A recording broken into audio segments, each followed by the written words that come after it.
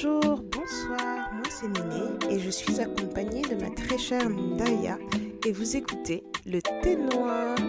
Aujourd'hui on va vous parler de ce qui se passe un peu sur les réseaux sociaux en ce moment. Donc la semaine dernière on vous a parlé des dingueries qu'on avait vues sur Twitter et cette fois-ci on va vous parler d'un mouvement qui s'appelle le Blockout 2024. Bonne écoute. Ndaya, comment ça va? Ça va bien.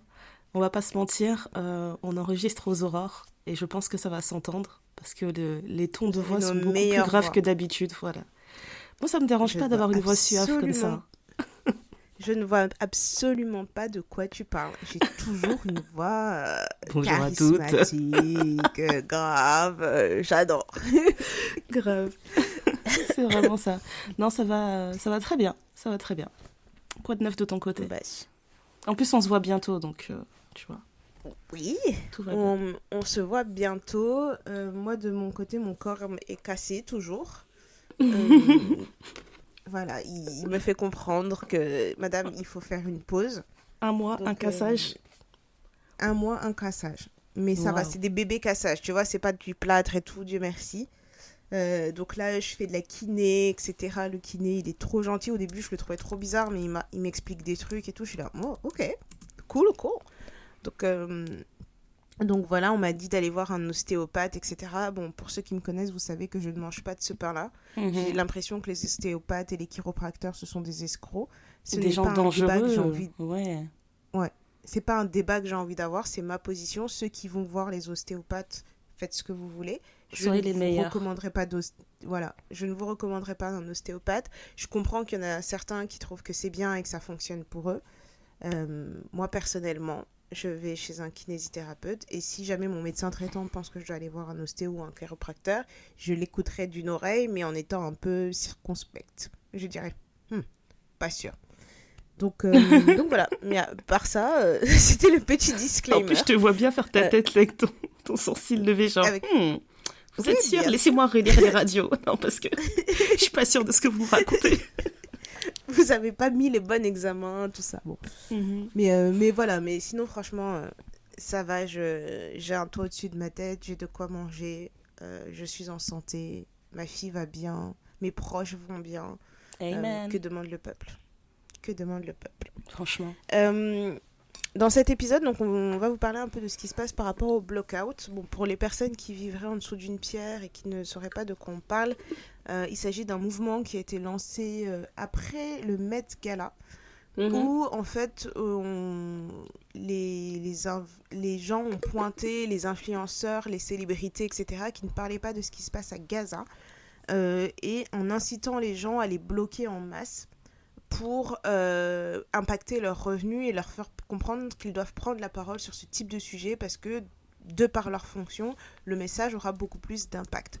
Donc si je dis pas de bêtises, je pense que le premier jour du blockout, par exemple, Kim Kardashian a perdu 300 000 abonnés, 3 millions, je sais pas, peut-être que j'ai une grosse bêtise. Ouais, Mais je elle pense en qu'il a y a une autre perdu, sœur Kardashian aussi. Non, Jenner, qui a perdu genre 600 000 abonnés. Enfin, il y a eu des chiffres vraiment extraordinaires, quoi. voilà. Et donc si vous allez sur TikTok, sur Twitter, etc., il y a plein de comptes qui vous liste le nom des personnalités à bloquer en disant bah voilà, ces personnes ne se manifestent pas. Après, bien sûr, il y a des choses qui se sont étendues. Il y a des gens qui ont dit oui, bah là c'est par rapport à Gaza, mais vous pouvez aussi, enfin à la Palestine et ce qui se passe dans la bande de Gaza, mais vous pouvez aussi parler de ce qui se passe au Congo, ce qui se passe en Somalie, etc. Donc étendre un peu à toutes les cruautés qui se passent sur cette terre Mhm. et d'aller chercher en disant ben voilà, pourquoi vous parlez pas de ça, pourquoi vous parlez pas de ça, pourquoi vous parlez pas de ça. Alors cette chose là a un bon et un mauvais côté. Quand je Dont dis on ça, va c'est pour débattre pendant dire 3 heures aujourd'hui. exactement, et ensuite vous rendrez vos copies doubles et on va vous Mhm. noter. Quand je dis ça, c'est pourquoi? C'est parce que le bon côté, c'est d'amener les gens à prendre position, à s'éveiller, à s'intéresser à ce qui se passe dans le monde.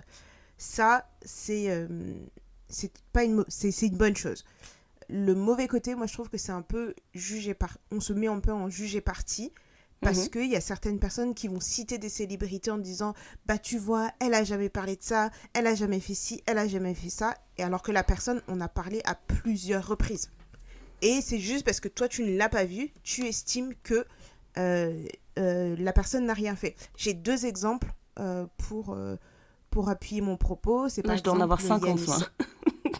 Moi j'en prends juste deux et je vais en Ouais. prendre ceux qui me semblent le plus parlants. Mhm. C'est par exemple Yanissa qui s'est retrouvée dans une liste et en Mhm. fait elle est venue sur ses réseaux en disant en fait j'ai horreur de faire ça mais je vais vous faire des screenshots des moments où j'ai parlé des génocides et je n'ai pas seulement parlé de la Palestine et de Gaza, j'ai également parlé du Congo, je vous ai même mis des liens de cagnotte, etc.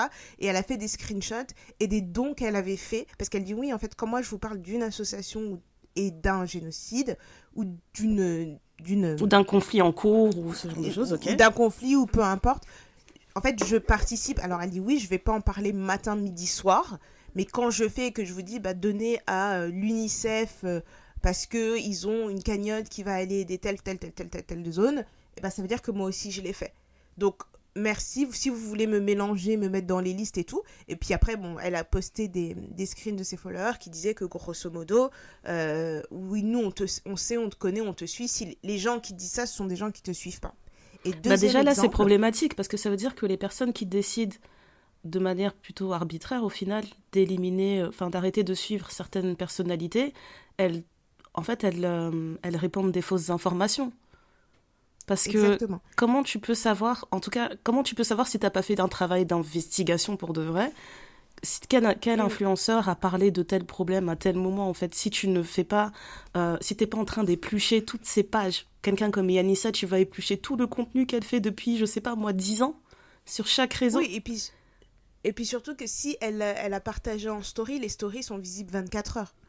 Donc Mhm. tu vois, à moins qu'elle ait fait encore une story à la En une, plus, etc. voilà. etc. Mais sinon, tu n'as pas moyen de savoir ce qu'elle a fait avant ou pas, tu vois. Et Ouais. le deuxième exemple, c'est l'exemple d'Amal Clooney. Mhm. Tout le monde lui est tombé dessus en disant mais c'est une meuf hyper intelligente, elle est avocate, comment ça se fait, elle se prononce pas, machin, machin, machin.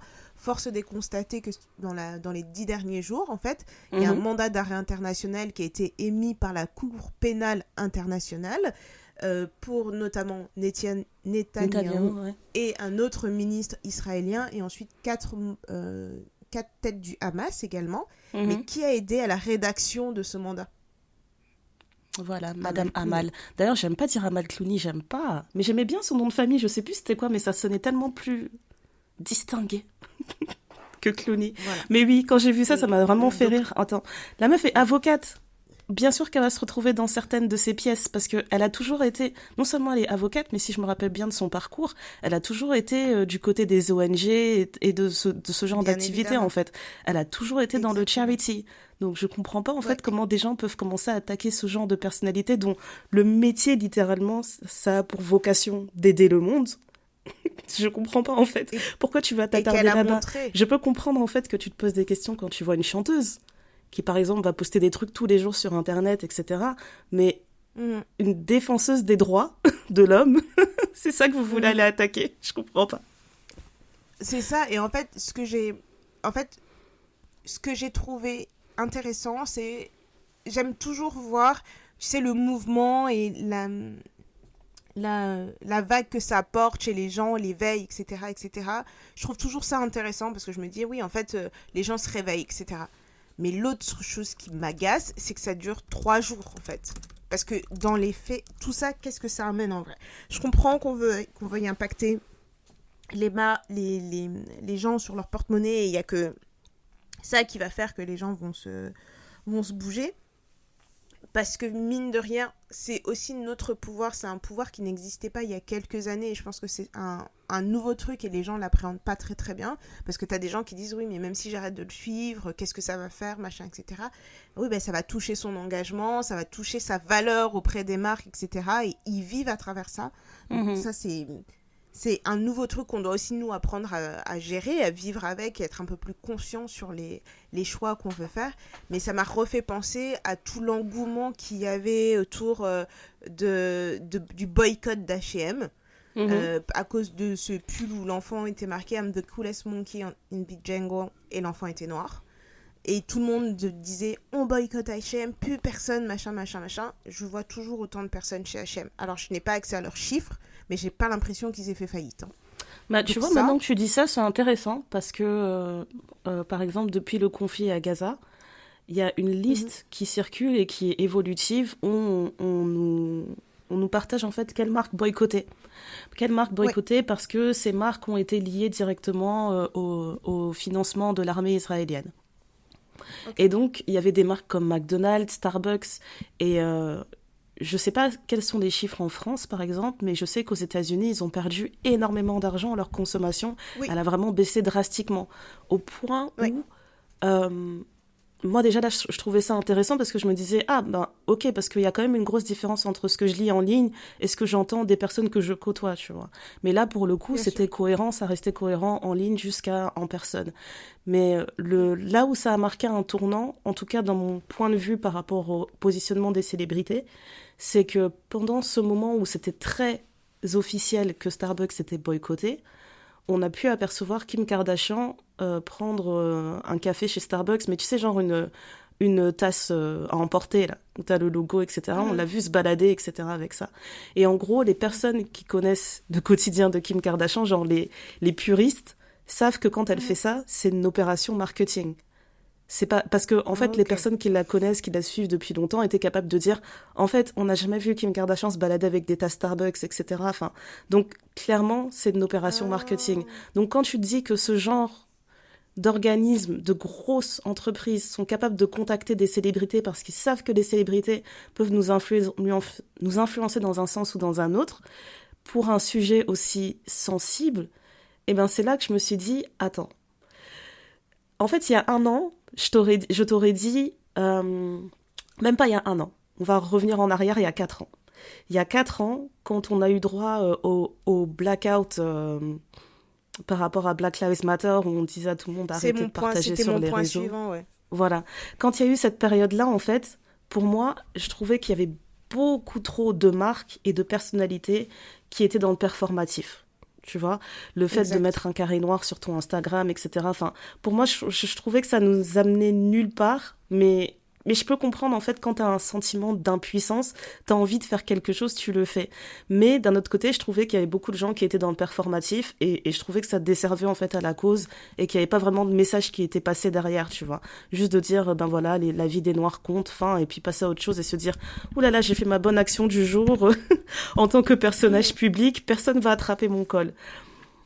Et, euh, et donc, à cette époque, je me disais, non, en fait, j'ai pas envie de voir des influenceurs, etc., et des célébrités parler de sujets qu'elles ne maîtrisent pas, juste pour avoir ce côté performatif. Mais quand j'ai vu que, à l'inverse, il y a certains influenceurs qui accepteraient qu'on leur signe un chèque pour redorer une marque qui est connue pour participer littéralement à un génocide, là, je me dis, en fait, je comprends en fait que le blockout soit né en fait. C'est vraiment qu'il y a des célébrités Mhm. en fait qui vont nous faire croire qu'elles n'ont pas assez d'intelligence ou de lucidité pour comprendre les conflits qui sont en cours dans ce monde et que c'est pour ça qu'elles n'y prennent pas part. Mais derrière, tu peux prendre un chèque de Starbucks parce que tu sais qu'ils se font boycotter en ce moment et que le fait que toi tu te balades avec ta tasse, ça va relancer leur économie. Ça, j'ai trouvé ça tellement... En fait, j'ai trouvé ça limite démoniaque. J'avais pas d'autres mots. Oui. Je me suis dit, en fait, c'est pas possible que tu sois au courant de ce genre de choses. Surtout quelqu'un comme Kim Kardashian Elle est devenue avocate, non? Je Elle est en pense qu'elle train est... de devenir, elle Elle est est en en train train de de devenir devenir avocate, avocate, oui. oui. Donc je me dis, Ouais. tu es intelligente, tu veux nous faire croire le contraire, peut-être, je sais pas.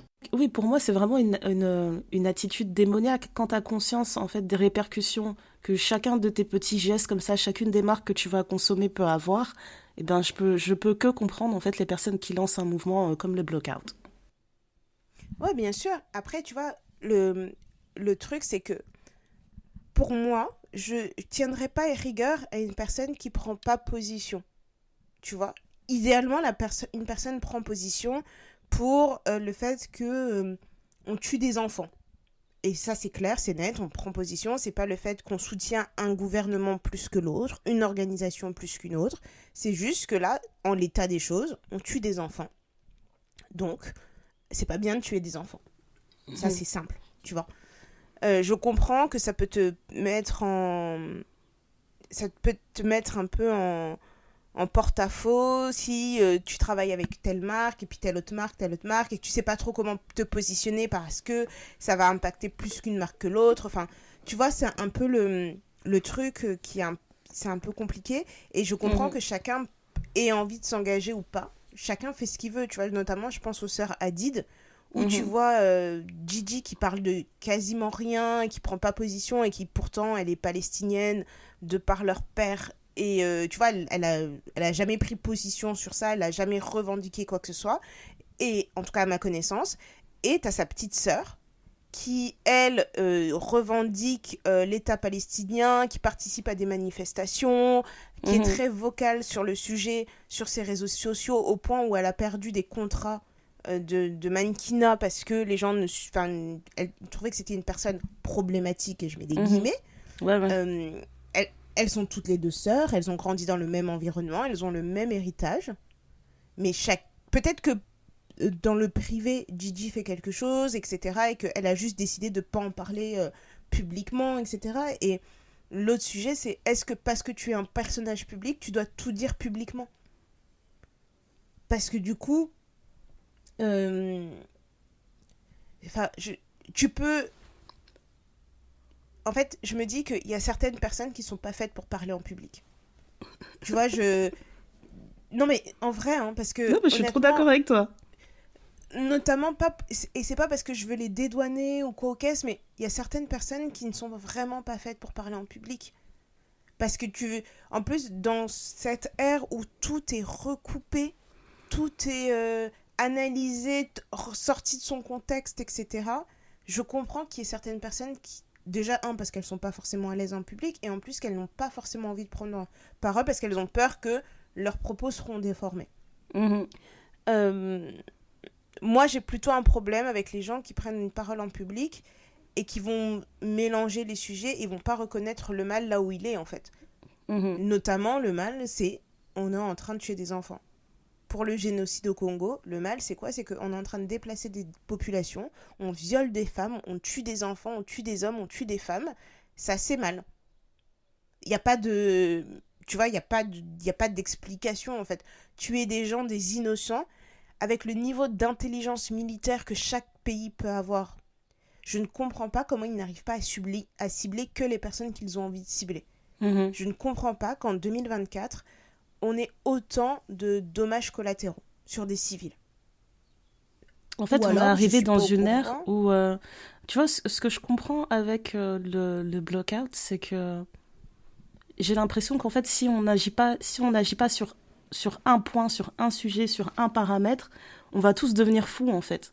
Parce qu'on est vraiment arrivé à un point Mhm, où déjà, de un, l'information circule tellement plus vite qu'avant, donc tu ne peux pas mhm, ne pas être au courant des conflits qu'il y a dans le monde, et on est littéralement à un trimestre, un nouveau génocide. Un trimestre, un nouveau conflit. Là, on est en train de parler, alors où on parle, le nouveau conflit qui est en train d'attirer l'attention de tout le monde, c'est en Kanaki. C'est, tu vois, ça mhm. n'arrête pas. Ça n'arrête pas, c'est juste incessant.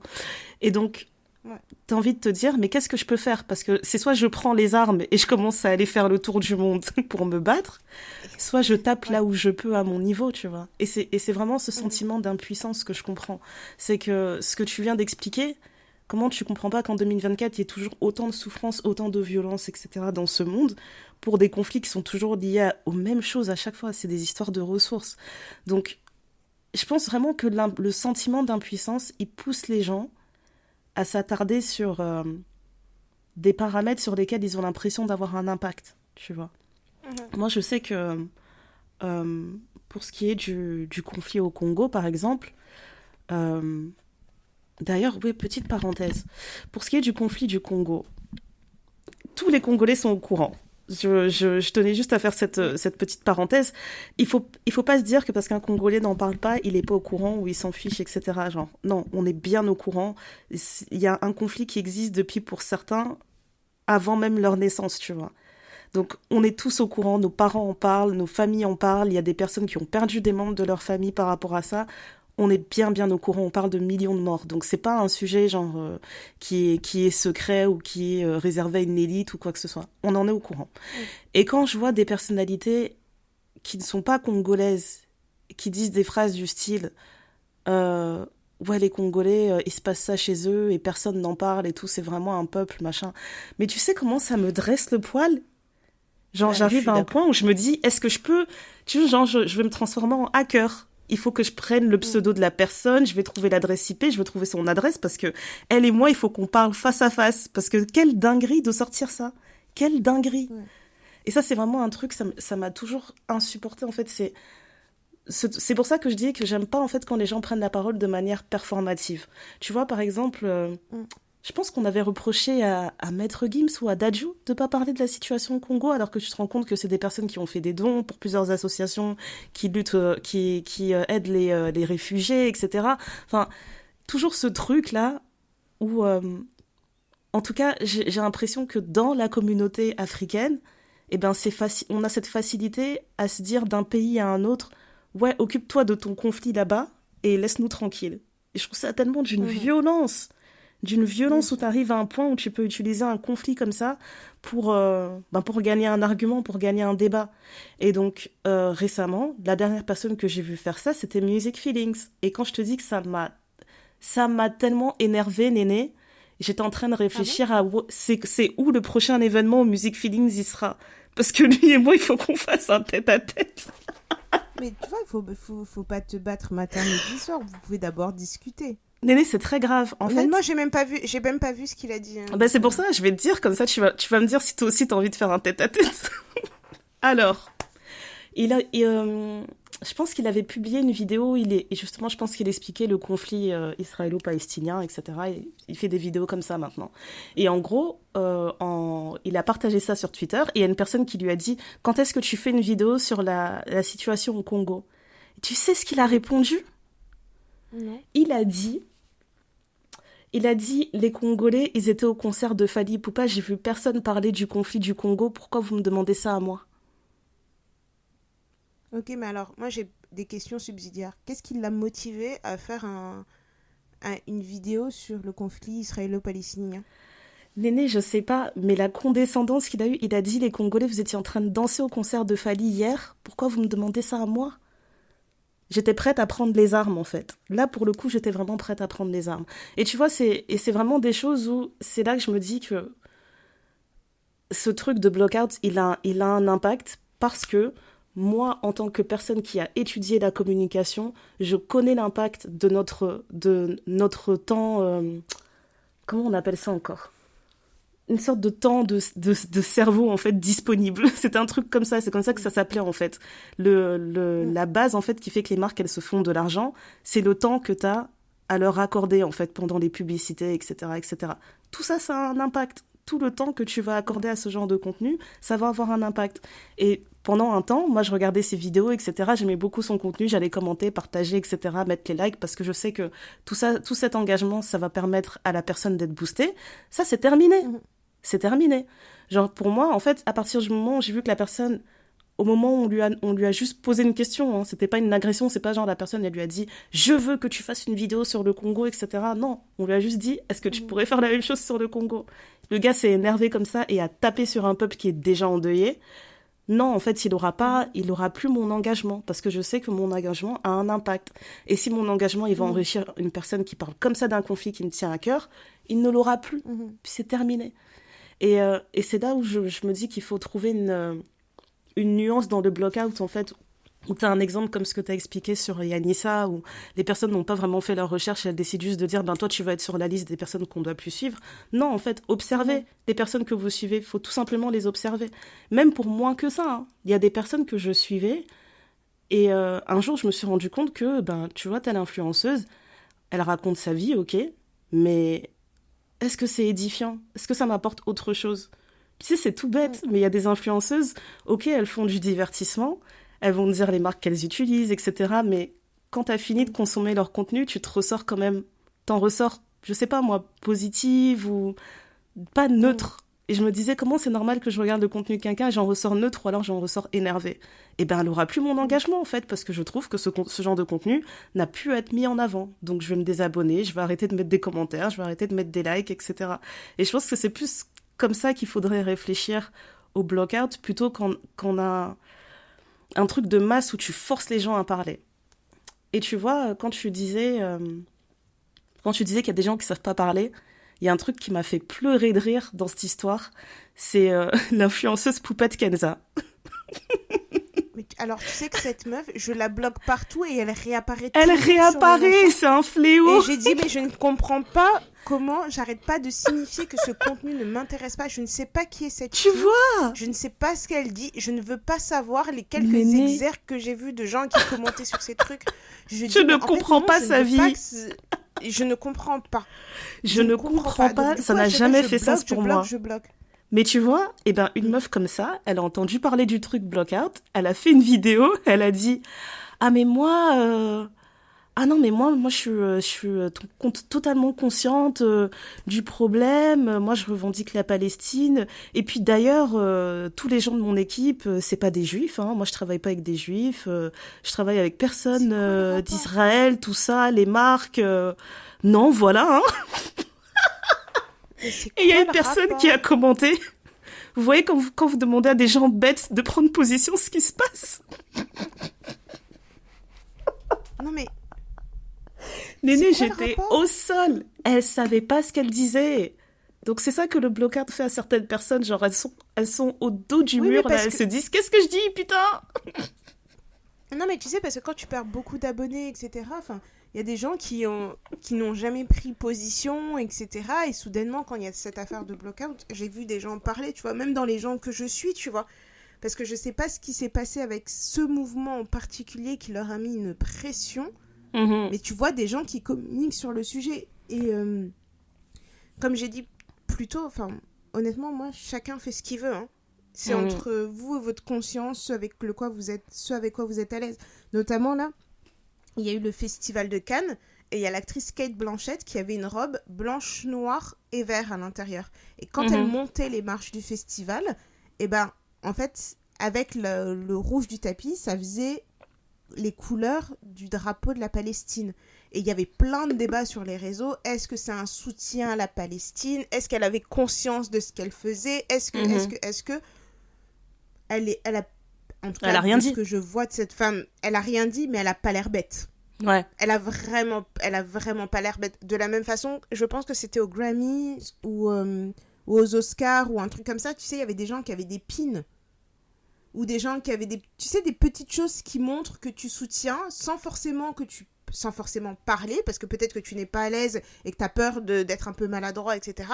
Mais il y avait, tu vois, il y avait ces petits pins que pendant un temps, je voyais beaucoup sur les tapis rouges et tu vous disais, ah bah cette personne soutient la Palestine, etc. Tu vois.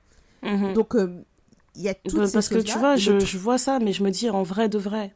Tu vois, t'as vu une célébrité, elle a mis son petit pin, genre tu dors mieux la nuit. Tu vois, je sais pas. Non, c'est pas forcément C'est dormir mieux vraiment. la nuit, mais tu vois, moi, dans ma compréhension, ça veut dire que c'est potentiellement quelqu'un qui a fait un don ou qui s'active en coulisses pour faire en sorte que les choses aillent mieux. Mhm. Je préfère le voir comme ça que de dire attends, je vais mettre un pins parce que ça fait joli, tu vois. Je Bah pense c'est qu'ils sont ça, mais pas à ce point malheureusement, bêtes. c'est l'image que ça renvoie. Pour moi, ça revient encore dans le truc, dans le cadre du performatif. Après, je me dis, est-ce que chaque personnalité est obligée de dire ce qu'elle fait en coulisses? Non, elle n'est pas obligée, mais je pense que tu peux facilement retracer ce genre de choses. Si tu veux être Oui, ça vraiment se voit, ça un se sait. activiste en ligne, normalement, ce genre d'informations, tu peux les trouver. Je pense que tu peux les trouver. Oui, même s'ils utilisent des noms d'emprunt, des choses comme ça, enfin, Mhm. tu peux savoir un peu et puis tu peux le voir, etc. Et l'autre truc aussi qu'il y avait à Paris, c'est les étudiants de Sciences Po qui se sont mobilisés Mhm. pour, pour, pour manifester leur soutien à la Palestine, pour faire remonter qu'il y a un génocide qui est en train de se passer. Mhm. Mais la réprimande, la répression qu'il y a eu, Mhm. alors que, excuse-moi, pour moi, enfin, sauf si j'ai mal compris, hein, mais Sciences Po, c'est l'élite des penseurs français. Mhm. C'est l'élite Mhm. des personnes qui vont réfléchir sur tout ce qui se passe dans le monde. Et là, on est en Oui. train de leur dire, Et même mais là-bas, on leur dit taisez-vous arrêtez en de fait. réfléchir. Mhm. Tu vois, c'est vraiment... c'est pas les troubadours qui sont en train de faire la roue quelque part, tu vois. C'est vraiment les gens Exactement. qui... C'est l'école de la gymnastique du cerveau, pour moi, Grave. Sciences Po. C'est vraiment ça. Du maniement des mots, etc. C'est ça. Sciences Po, c'est ça. Sciences politiques. Et Ouais. on vous demande de pas De ne sciencer pas parler sur de la politique. La politique Non, actuelle, ne hein. sciencez pas sur la politique, c'est pas votre sujet. Celle Bah alors, d'aujourd'hui, qu'est-ce que là, je fais? c'est pas pour vous. Parlez dans 10 ans. Et franchement, il y a un truc que je trouvais intéressant aussi, c'était que il y a beaucoup de personnes qui disent, en fait, vous voyez les choses du point de vue du présent, mais si on fait un bond genre 50 ans, 60 ans en arrière, il y a des personnes qui ont vécu des conflits qui touchaient leur quotidien, qui impactaient leur quotidien, et ils se sont retrouvés dans cette position, ils se sont dit, est-ce que je vais faire partie de la résistance ou est-ce que je vais faire partie de la collaboration? Et il faut se poser ces questions-là et se dire que dans 20 ans, dans 30 ans, quand vos enfants, vos neveux, etc., ils vont étudier toutes ces histoires et qu'ils vont te regarder genre, ah mais toi t'as vécu ça et t'as fait quoi? Tu vois, moi c'est plus dans ce sens-là que je me dis, putain, réfléchissez quand même à l'avenir en fait, t'as envie d'être de quel côté? T'as vraiment envie d'être de quel côté en fait? D'être du côté de celui qui disait mais laissez Kim Kardashian avoir son Starbucks, bordel de merde. Il y a des personnes qui disaient genre non, je vais pas boycotter McDonald's parce que j'ai trop l'habitude de manger des cheeseburgers. Vraiment? Vraiment? Et Mais ça oui, fait... mais Oui, en mais me vas-y, je faisant t'en- l'avocat du diable, Mhm. je me dis peut-être qu'ils prennent pas position là-dessus et ils vont prendre position sur un autre sujet qui les touche plus. Par exemple, l'environnement, en se disant, ben moi je veux travailler pour la planète, pour faire en sorte que la planète elle continue de fonctionner parce que sinon c'est l'extinction d'une race, tu vois. Bah, tu sais quoi? Je suis tout à fait d'accord Je avec me toi demande parce en fait que tout ça. c'est un point sur lequel je voulais revenir aussi en plus. Le fait que, que Poupette, elle a dit, moi je travaille pas avec des juifs. Ah putain, je vais jamais m'en remettre. Ça n'a Enfin rien bref, à voir. Ça n'a rien à voir. Hein. je te jure, elle m'a tellement fait rire. En fait, Je suis pas raciste, j'ai un ami noir. non mais j'ai Vraiment. pas compris ce qu'elle racontait, mais ça m'a tellement fait rire. Je me suis dit en fait, c'est là que j'ai compris que déjà de un, tu ne peux pas être, tu peux te positionner sur certains conflits si tu as les informations, etc. Mais en vrai, dans ta vie de tous les jours, tu choisis tes combats, en fait. Tu choisis vraiment tes combats. Moi, je sais que le combat, si je sais pas, je sais qu'il faut pas faire de hiérarchie ou quoi que ce soit, mais comme tu l'as dit, savoir qu'il y a des enfants qui meurent dans des situations atroces, combat numéro un, tu vois. Peu importe la zone géographique, etc., ça va être le combat numéro un. Euh, Entendre parler de violences faites aux femmes, ça va toujours me toucher d'une certaine manière parce que j'ai vu des personnes qui ont subi ça, j'ai vu à quel point, en termes de psychologie, c'est vicieux. Ça va toujours me tenir à cœur et je serai jamais capable d'entendre des histoires comme ça sans me positionner. Et, et en fait, je pense que tout le monde devrait faire ça. Tu vois, le fait de dire à des célébrités, je vais vous bloquer parce que vous parlez pas de la Palestine, etc. Euh, franchement, on va voir. On va voir jusqu'où ça va durer. Comme tu l'as dit, ça peut durer que quelques jours, mais bon, j'ai l'impression que ça fait déjà 2 semaines que c'est en cours, peut-être un peu plus. Non, On ça va fait voir plus que ça. Ouais, on va voir où ça nous mène. Tu vois, par exemple, quelqu'un comme Kylie Jenner, depuis qu'elle a perdu tous ses centaines de milliers d'abonnés, est-ce qu'elle a dit quelque chose? Est-ce qu'elle s'est positionnée en quoi que ce soit? On ne sait pas. Tu vois, j'ai Non, pas moi l'impression que... J'ai l'impression qu'en j'ai pas général, les grosses l'impression. célébrités, elles attendent juste que... Quand il y a un scandale, on va dire, entre guillemets, elles attendent juste que les choses se tassent et qu'on passe à autre chose. Et en général, on passe à autre chose parce qu'il y a toujours quelque chose qui va se passer en termes de pop culture qui va faire qu'on va oublier nos conflits du moment et nos problèmes du moment. Et je pense qu'on va devoir apprendre à remettre l'entertainment à la place qu'il mérite. C'est-à-dire que l'entertainment, c'est fait pour divertir. On n'est pas censé être diverti au quotidien, tout le temps, toute la journée. C'est pas censé être comme ça, en fait. Le divertissement, c'est censé être une infime partie de nos vies. En fait, on est censé mener nos vies, voir nos proches, notre famille, travailler pour nos entreprises, etc., faire nos loisirs, etc.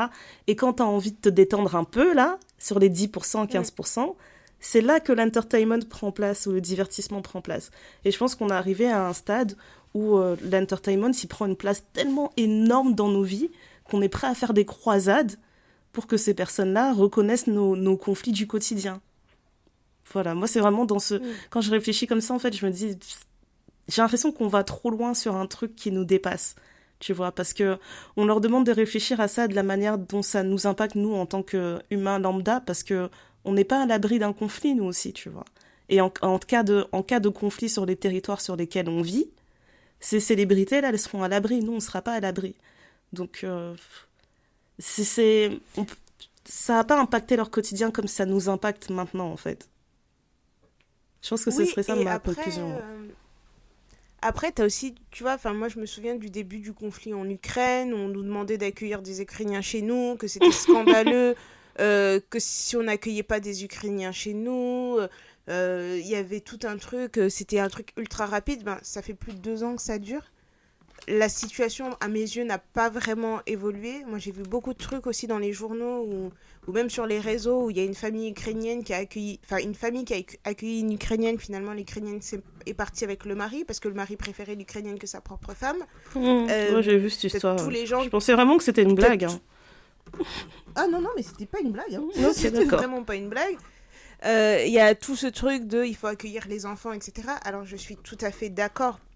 Et je me souviens même que, je sais pas, je parlais avec une copine à moi qui me disait oui, mais il faut que tu soutiennes le truc en Ukraine, il y a tel truc, tel jour, tel jour, tel jour. Et je Mhm. lui ai dit écoute, je suis vraiment désolée de ce que vivent les Ukrainiens en ce moment, mais moi, dans mon pays, il y a une guerre qui date depuis avant que je sois née, en fait. Et je lui dis ben moi, je vais me concentrer là-dessus. Parce que c'était à peu près. Le moment où elle m'en parlait, c'était le moment où il y avait un peu plus de marche sur le Congo, etc. Que ça s'était un peu Ouais. réactivé, en tout cas en Europe, etc.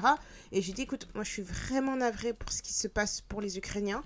Mais Mhm. là, tout de suite, je veux aller marcher pour mon pays, je veux aller participer, faire des dons, Mhm. récolter des dons pour envoyer mon pays. C'est plutôt ça, en fait, là, qui va C'est ça, tu m'animer. vas canaliser Mais ton je énergie là comprends. où tu peux en fait, parce que si tu commences à t'investir dans tout ça, je vous jure que vous allez plus sortir du lit. Vous allez être tellement déprimé, vous allez toucher le fond. C'est ça. Et je sais que, en tout cas, quand j'en parlais, limite, on me regardait, genre, mais vraiment. J'ai dit, ben oui, en fait. Mm, Parce qu'il faut pas oublier que chacun voit midi à sa porte. Il y a exactement. des personnes qui n'ont aucune conscience, et même si, comme tu l'as dit plus tôt, on a accès à toutes les informations. En fait, sans même vouloir l'information, elle est déjà devant nos yeux. Donc, c'est vraiment... comment te dire euh, il y a des comme je vais reprendre en fait les gens voient vraiment midi à leur porte, donc tu peux avoir l'impression que les gens ont l'information mais ça va pas autant les toucher, et parce qu'il y a un truc qu'il faut pas négliger, c'est que quand la personne opprimée nous ressemble, parfois ça peut nous toucher plus que si elle nous ressemblait pas, Mhm. et quand le conflit est proche ça nous touche plus que quand il est lointain et que tu as l'impression que c'est une zone où tu iras jamais, en fait. Tu vois, il y a beaucoup de il peut y avoir beaucoup de débats, machin, etc. Moi, il peut se passer un truc au fin fond du Chili. Je vais trouver ça triste quand je vais entendre l'information, mais après, je vais oublier. Parce que dans mon quotidien, ça m'impacte absolument pas. Parce que je sais pas, voilà, c'est pas un endroit où j'ai envie d'aller, c'est pas un truc, machin, etc. Alors Mais que des fois, je me je peux dis être ça, certaine. mais en vrai, on n'oublie pas parce qu'il y a beaucoup de conflits en fait. Moi, je pense que ça aussi, ça Oui, joue. mais, Parce qu'on a oui, oui, mais énormément ça joue. d'informations constamment et il y a tout le temps un conflit quelque part dans le monde.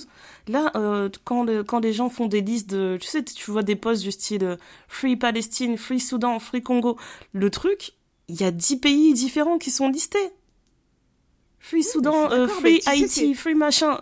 On ne peut pas en fait. On peut pas se mais en concentrer fait, ce sur que tout. j'essaye de dire, c'est que quand tu réfléchis par rapport à ce qui va t'impacter dans ton mode d'action. Par Mhm, exemple, tu as envie d'aller au Sénégal, tu découvres qu'il y a une guerre au Sénégal. Bah, tu vas commencer à réfléchir, tu vas t'intéresser à ce qui se passe, la raison pour laquelle tu peux pas y aller. Mais mhm, s'il n'y avait pas ce truc de je dois aller dans ce pays-là, bah, il y a des gens qui vont même pas s'y intéresser. Parce qu'ils vont s'intéresser à autre chose, parce que c'est plus près d'eux, etc. Donc il y a beaucoup de choses à prendre en considération dans l'engagement et qu'une personne peut avoir par rapport à un conflit, par rapport à une situation qui se passe ou quoi au caisse. On peut dire oui, mais tu peux pas être aveugle par rapport à ça, machin. je vais raconter une situation qui s'est passée dans le métro cette semaine pour moi, qui pour moi était complètement lunaire. Et donc, pour les personnes qui prennent le métro à Paris, vous savez qu'il y a des moments, la rame est bondée. Et donc, il y a des places qui sont à 6. Et dans ces places à 6, donc il y a les gens qui sont assis. Et puis, il y a un petit couloir où parfois les gens se glissent entre les gens pour pouvoir avoir un peu plus d'espace. Parce que c'était vraiment blindé, blindé, blindé.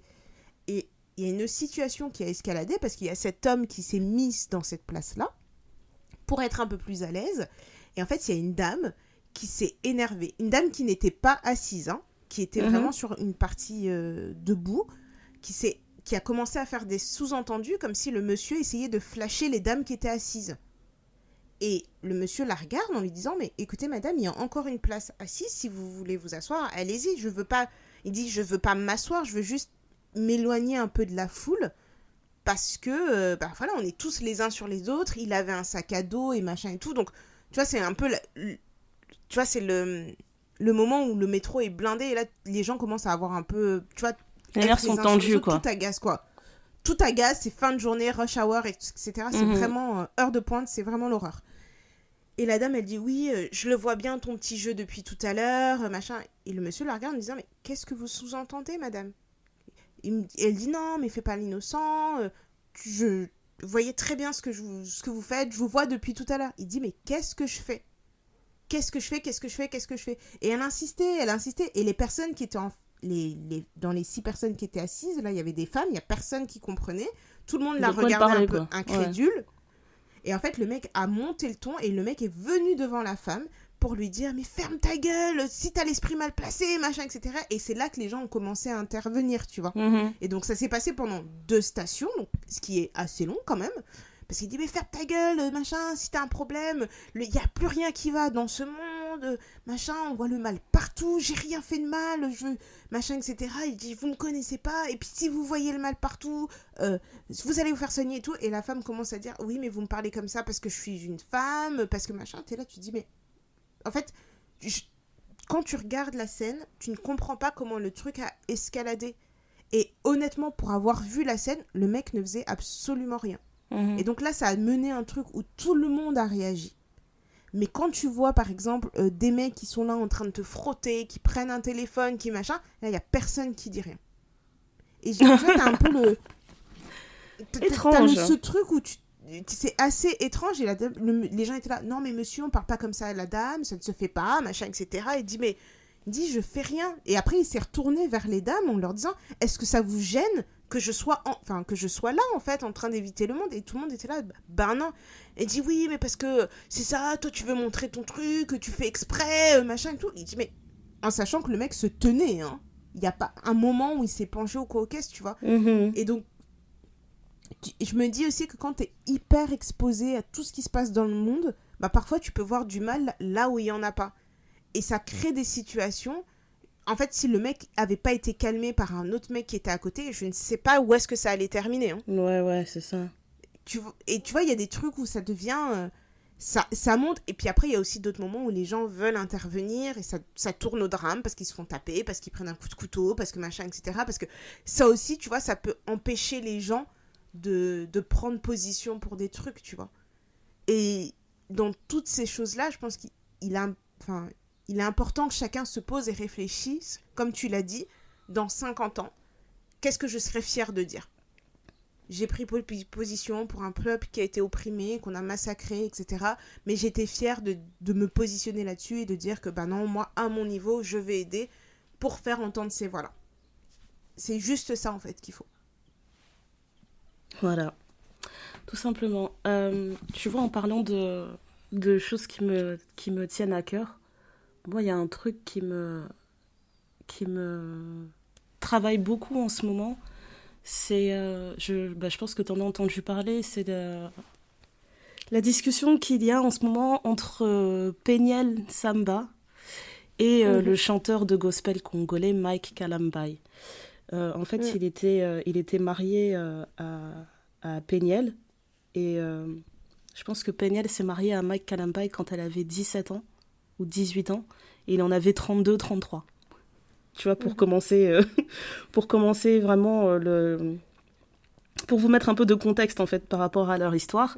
Et en gros, Péniel, ça fait quelques mois en fait que sur Twitter, elle est en train de raconter plein de choses qui se sont passées quand elle était en couple et quand elle était mariée à cet homme. Et en fait, elle parle d'énormément de violences domestiques, de violences conjugales, de violences psychologiques, etc. Et elle est en fait en train de mener une croisade parce que ça fait 2 ans, en fait elle a 2 enfants et ça fait 2 ans qu'elle n'a pas vu ses enfants, que ses enfants sont avec le père depuis qu'ils sont séparés. Et donc en gros ça fait plusieurs mois sur internet qu'elle dit qu'elle s'adresse à lui en fait par tweet interposé pour dire en fait si tu ne réponds pas à mes appels, tu ne réponds pas à mes demandes, tu ne respectes pas la loi, je vais commencer à raconter tous les dossiers que je sais sur toi que j'ai accumulés pendant notre mariage. En gros elle dit je cherchais la paix, mais comme personne ne veut me donner la paix, ça va être la guerre. Et je veux pas m'épancher et discuter de voilà tels arguments ont été mis en avant. Est-ce que c'est vrai, est-ce que c'est faux? J'ai tendance à avoir conscience qu'il y a des personnes qui peuvent mentir sur ce genre de sujet, mais je vais quand même en fait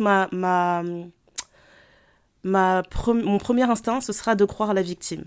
Ce sera toujours de me dire que elle dit probablement la vérité. Bref, pour certaines choses, il y a des preuves à l'appui. Dont les violences conjugales. Et en plus, il y a aussi preuve du côté de Mike Callambide lui-même, qui admet avoir été violent avec sa femme. Et donc, en fait, cette fille, elle a 30 ans, tout juste.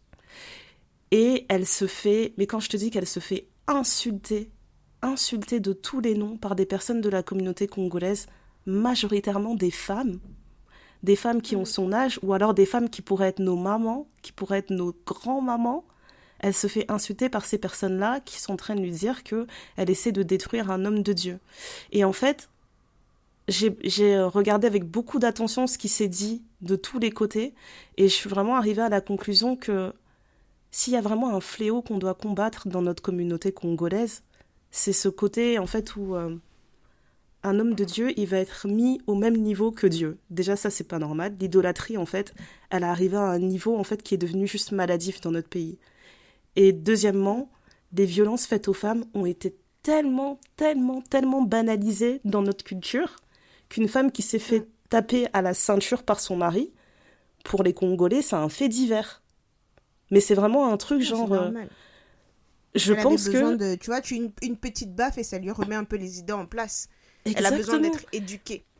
Et c'est vraiment, en fait, ça m'effraie à un point où je me dis, mais comment en tant que femme, tu peux te dire que comme t'es là, tu vas avoir des enfants, tu vas avoir des filles, et tu vas les emmener vers le mariage en leur faisant intégrer que ça, c'est normal. Si un jour ton mec, il prend une ceinture pour te corriger, c'est normal.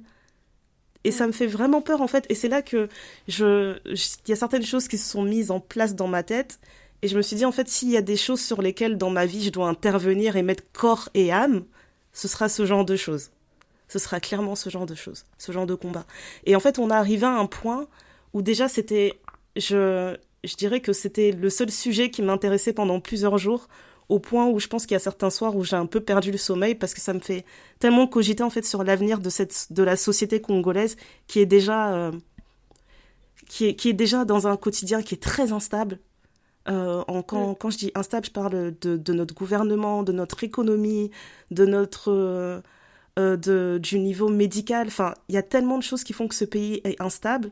Quand je réfléchis à l'avenir de ce pays, j'ai l'impression qu'il y a 1 milliard de directions dans lesquelles on pourrait aller, mais la majorité ont tendance à avancer vers le chaos. Et je réfléchissais à tout ça, déjà ça commençait un peu à me faire perdre la boule, et on est arrivé à un point en fait où la semaine dernière, cette Péniel en fait, elle a essayé de se suicider. En fait, elle est arrivée à un point où elle se faisait tellement harceler en ligne qu'elle a essayé de se suicider, et les derniers messages qu'elle a postés, c'était genre, j'essaie de vous faire réaliser à quel point c'est grave, une femme de 30 ans qui poste une photo de ses enfants où elle leur écrit un dernier message, et elle poste un message où elle explique comment elle veut être incinérée et où est-ce qu'elle veut que ses cendres soient gardées. On en est arrivé à ce point-là. Et se dire que ce sont nos mamans ou nos tantines qui sont capables de pousser leurs enfants à des situations comme ça fait vraiment peur. Ça fait vraiment peur. Et je me dis toujours, tu vois, quel est le but? Tout ça parce que t'aimes un artiste? Enfin, tout ça pour de la musique? Ou parce que ce gars, un jour, il a dit quelque chose qui t'a touché, ce qui n'est pas impossible, hein. Mais est-ce que ça veut dire qu'il est au-dessus de tout, qu'il est au-dessus de toutes les lois? Je ne sais pas, je ne pense pas. C'est, Je pense c'est pas non vraiment le plus. truc qui Après, m'a traumatisée là récemment. l'église au Congo, ça a une place énorme. Il y a tout type d'église. Euh, pour aller, enfin, pour les personnes qui sont parties à Kinshasa, vous savez que un bar, une église, un bar, une église, un bar, une église. Donc Littéralement. c'est un peu le concours. Et ça, dans n'importe quelle zone de Kinshasa, parce que même dans les endroits qui sont censés être des quartiers huppés, tu peux avoir un peu ces deux choses en fait. J'ai l'impression que la société congolaise, c'est soit les bars, soit l'église. Euh, il y a beaucoup de choses qui peuvent être faites. On a une population au Congo qui est très très jeune. Si je dis pas de bêtises, tu as plus de 50% de la population qui est en dessous de 18 ans. Mhm, Donc je pense que c'est quelque chose qui peut aussi donner de l'espoir en disant, bah voilà, c'est tous ces jeunes-là qui vont faire changer le pays. On a aussi une énorme fuite de cerveau. Ça, c'est un truc qu'on peut pas nier. Et quand tes cerveaux vont étudier ailleurs et qu'ils trouvent mieux ailleurs, ils ont du mal à en rentrer en fait. On n'a pas mhm. encore on n'a pas ce taux de retour au pays. En tout cas, ça c'est l'analyse que j'en fais. Et si quelqu'un veut me contredire ou peut m'apporter de la nuance ou de la substance à mon propos, je suis tout à fait preneuse. Mhm. Euh, et c'est vraiment dommage parce que les églises ont une part tellement importante. Euh, Moi, j'ai vu des choses par mes activités au pays où tu as une jeune femme qui est décédée parce qu'elle est partie faire un jeûne et prière sur une montagne qui était réputée pour soigner tout type de maux. Et en fait, cette jeune femme aurait dû être opérée et ça aurait été réglé. Tout Mais elle a simplement. préféré partir pendant 8 à 10 jours dans une montagne à jeûner et à prier. Et au moment où on l'emmène à l'hôpital, ben, c'est trop tard en fait, C'est tu peux trop tard. plus. Voilà. Et moi, je dis toujours que pour les personnes qui croient en Dieu, chacun fait ce qu'il veut, chacun croit, enfin, je vais pas dire à tout le monde tu dois croire en Dieu de telle façon, tu dois être de telle confession, etc. Parce que c'est très intime. Euh, mais ce que je sais, c'est que on a été doté d'intelligence et qu'il faut savoir l'utiliser. C'est la seule chose. Et quelque chose qui est mal, si c'est mal à tes yeux et si tu crois, c'est mal aux yeux de Dieu, hein. C'est pas un truc. C'est pas oui, mais Dieu va accepter ça. Non, je comprends pas pourquoi. Enfin, je sais pas. Hein, je dois peut-être refaire mes cours d'études bibliques. Il y a des Mhm. choses peut-être que j'ai loupées. Mais utiliser la Bible pour justifier un comportement violent, un comportement discriminatoire ou quoi qu'est-ce, je trouve ça un peu léger. Euh, je trouve que en tout cas c'est pas ce qu'on m'a appris, c'est pas ce qu'on m'a transmis. Alors peut-être qu'on m'a mal transmis, peut-être que j'ai mal compris. Mais là, quand l'épisode va sortir, le concert de ce chanteur aura lieu, malheureusement. Dans quelles conditions, on ne sait pas, parce que le concert est à Paris. Les organisateurs, la salle a dit qu'ils ne pouvaient rien faire pour empêcher le truc parce que ça c'est en dehors de leur pouvoir, qu'ils ont Ouais, bien compris, qu'ils ont bien vu, mais que malheureusement eux de leur côté ils ne peuvent rien faire. ouais. Mais la Tant et aussi préfecture peut longtemps, agir apparemment. voilà, tant et aussi longtemps que les organisateurs respectent les dispositions légales, Mhm. euh, eux ils ne peuvent rien faire. Donc ils ont bien vu toutes les choses toutes les choses sur lesquelles ils ont été sollicités, mais que voilà pour eux ils peuvent rien. Euh, je pense qu'il y a, même s'il y a eu tout ce mouvement de personnes qui ont un petit peu blâmé, mis la faute sur Péniel et etc. et qui ont voulu la pointer du doigt, je pense qu'il y a aussi toutes ces personnes qui l'ont soutenue. Et c'est vrai que quand on est dans ce genre de position, c'est plus difficile de voir les personnes qui nous soutiennent que celles qui nous veulent du mal.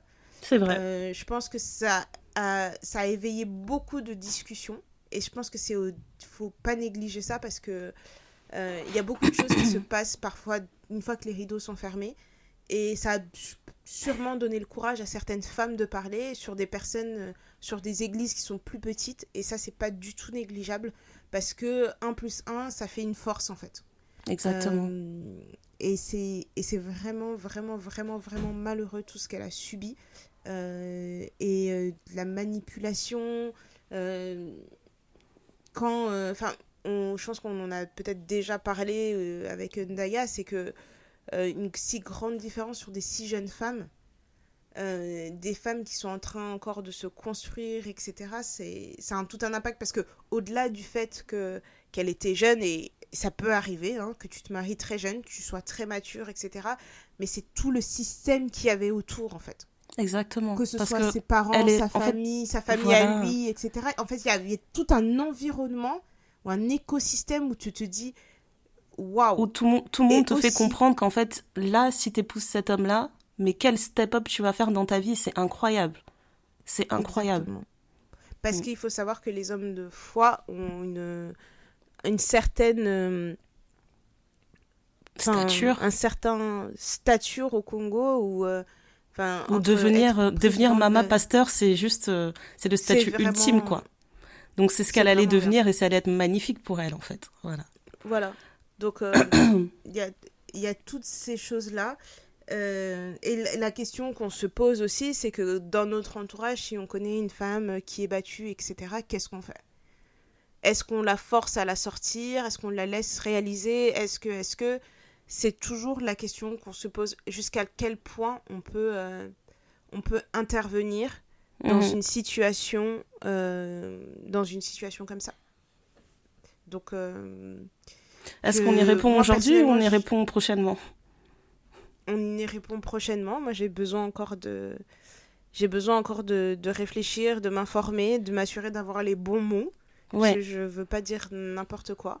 Et aussi parce que c'est vraiment Euh, une question à laquelle on a envie de répondre et on sait que ça va avoir un impact. Parce que clairement, tout le monde connaît une personne qui s'est retrouvée dans ce genre de situation. Donc on va prendre le temps d'y voilà, répondre, définitivement. voilà. Et en tout cas,